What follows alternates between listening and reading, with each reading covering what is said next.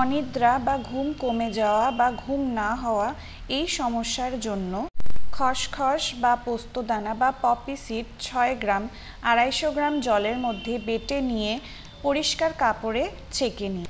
তারপর 25 গ্রাম মিছরি এর সঙ্গে মিশিয়ে সকালে এবং রাতে শোবার আগে একবার করে খেলে অনিদ্রা দূর হয়।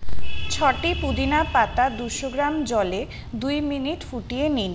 তারপর ঠান্ডা করে এর মধ্যে 1 চামচ মধু মিশিয়ে শোবার আগে উষ্ণ গরম অবস্থায় চায়ের মতো খেলে রাতে খুব ভালো ঘুম হয়। একটি মিষ্টি আপেলের মোরব্বা রাতে শোবার আগে খেয়ে তারপর 1 গ্লাস গরম দুধ খেলে ভালো ঘুম আসে এবং মন ও মস্তিষ্কের দুর্বলতা দূর হয়। যদি ঘুম না আসতে চায় বা অনেক দেরি করে রাতে ঘুম আসে, তাহলে রাতে শোবার আগে গরম জলে পা কিছুক্ষণ ডুবিয়ে রাখলে খুব ভালো ঘুম হয়। পায়ের তলায় সর্ষের তেল মালিশ করলে খুব ভালো ঘুম হয়।